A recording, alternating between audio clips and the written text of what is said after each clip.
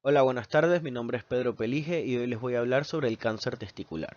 El cáncer testicular se origina cuando las células comienzan a crecer sin control y esto inicia como una masa en el escroto que en general no va a ser dolorosa.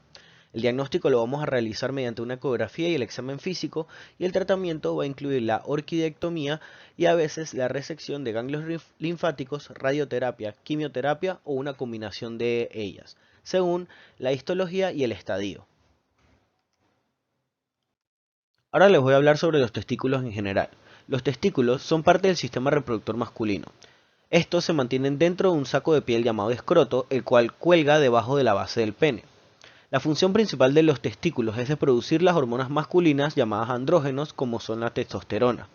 Producen espermatozoides, que son las células masculinas necesarias para la fecundación en la reproducción. Ahora le voy a hablar sobre la clasificación. La mayoría de los cánceres testiculares se originan en las células germinales primordiales. Los tumores de las células germinales se clasifican como seminomas o no seminomas y los no seminomas se clasifican como teratomas, carcinomas embrionarios, tumores del seno endodérmico y coriocarcinomas. Los carcinomas funcionantes de células intersticiales testiculares son bastante raros. Aquí podemos ver los tumores de células germinales en 90%, el seminoma en un 50% que se divide en clásico, anaplásico y espermático. Tenemos el no seminoma que, como les había mencionado, es el coriocarcinoma, el carcinoma embrionario, el tumor del seno endodérmico y los teratomas. Algunas formas mixtas se pueden ver en un 20%. Y también tenemos los tumores de células no germinales estromales en 8%, que esas serían las tumores de células de Leydig y células de Sertoli. En la imagen de la derecha podemos ver un corte histológico del seminoma, que es el corte que vemos en la patología microscópica. El seminoma es el tumor testicular más frecuente y lo vamos a encontrar de tres tipos: el clásico, que es el más frecuente, el anaplásico, que es el más agresivo, y el espermático, que es el que se ve en mayores de 50 años y es poco agresivo. Clínica.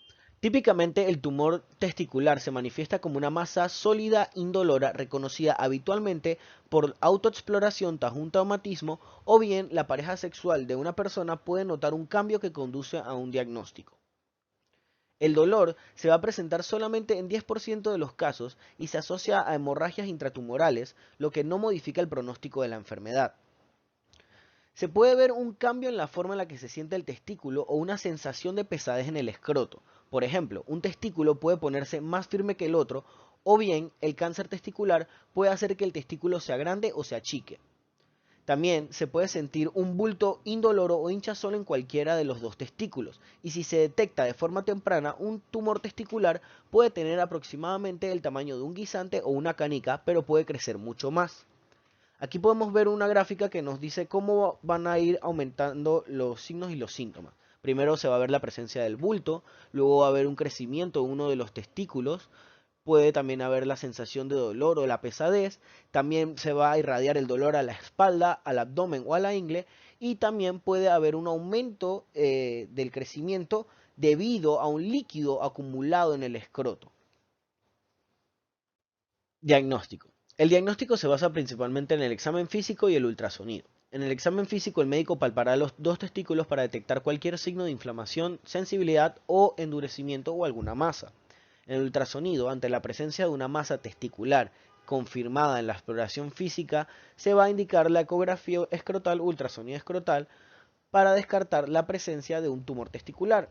Esta técnica nos permite diferenciar entre masas intra o extratesticulares, así como valorar la naturaleza de la lesión, si es sólida, quística o mixta, y sus características.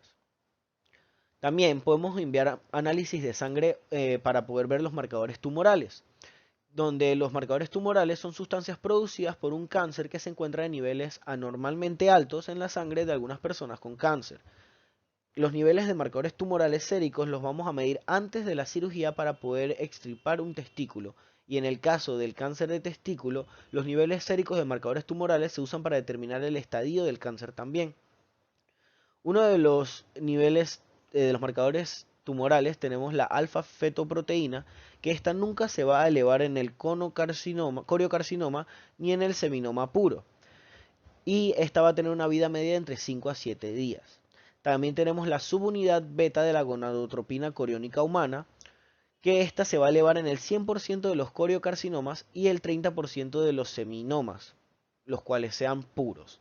También puede estar elevado en cualquier tumor que no sea seminomatoso y esta va a tener una vida media de 2 a 3 días. Pero esta puede también estar elevada en otros tipos de tumores como son los digestivos, los pulmonares, el mamario y también puede verse aumentada en los pacientes que son fumadores de marihuana. Estadios. Para el estadio se va a utilizar la tomografía axial computarizada, específicamente la tóraco-abdomino-pélvico, que se refiere a una tomografía axial computarizada del tórax, el abdomen y la pelvis, donde vamos a buscar que la afectación más frecuente corresponde a los ganglios retroperitoneales, seguido a la diseminación hematógena a otros órganos como el pulmón, el hígado y el cerebro. ¿Qué significa esto? Que primero vamos a ver afectación metastásica a los ganglios que vamos a tener en el área del abdomen, podríamos decirlo así, y luego vamos a tener afectación a otros órganos gracias a que la metástasis viaja a través de la sangre a otros órganos. En la imagen de la derecha podemos ver los tipos de estadios y la definición del mismo. En el estadio 1 podemos ver que está confinado a testículo, o sea que no sale del testículo. El 2A es que tenemos adenopatías retroperitoneales menores de 2 centímetros, o sea tenemos aumento de los ganglios en afectación de los ganglios en el área del abdomen menores a 2 centímetros. La 2B es adenopatías retroperitoneales de 2 a 5 centímetros. La 2C es adenopatías retroperitoneales mayor a 5 centímetros. Y la 3 es una metástasis a distancia, que es la que podríamos hablar, que es la hematógena. Tratamiento. El tratamiento del cáncer de testículo es multimodal. El primer escalón consiste en la realización de una orquidectomía radical por la vía inguinal. En el cuadro de la derecha podemos ver una clasificación del tratamiento de acuerdo a si el cáncer es seminoma o de no seminoma. En el estadio 1 podemos ver que si el tumor es mayor que 4 centímetros y tiene invasión de rete de testis, pues sí va a tener tratamiento complementario adicional, aparte de la orquidectomía, se le va a realizar quimioterapia o radioterapia. 2A y 2B siempre va a tener tratamiento complementario y también se le va a dar quimioterapia o radioterapia. En la 2C y 3 también siempre tratamiento complementario por su gran afectación y el tipo de tratamiento va a ser con quimioterapia aparte de la orquidectomía radical. En los no seminomas podemos ver que el estadio 1, el tratamiento complementario va a ser en caso de que tenga un tumor mayor del 50% y que sea un carcinoma embrionario con invasión linfovascular. Y el tipo de tratamiento también va a ser quimioterapia aparte de la orquidectomía. El 2A y 2B va a tener también tratamiento complementario siempre, quimioterapia, y 2C y 3 también va a ser tratamiento complementario siempre y quimioterapia también adicional de la orquidectomía radical. Ahora les voy a hablar un poco de la cirugía que se realiza para el cáncer de testículos. En este caso hablamos de la orquidectomía inguinal radical. Esta es la cirugía para extirpar un testículo con cáncer y se hace una incisión o corte justo sobre el área púbica y se va a extraer con cuidado el testículo del escroto a través de la abertura. Luego el cirujano va a extirpar todo el tumor junto con el testículo y el cordón espermático, que el cordón espermático contiene parte de los conductos deferentes, así como vasos linfáticos y sanguíneos que podrían actuar como vías para que el cáncer testicular se propague al resto del cuerpo. Para reducir la probabilidad de esto, se atan estos vasos al principio de la operación.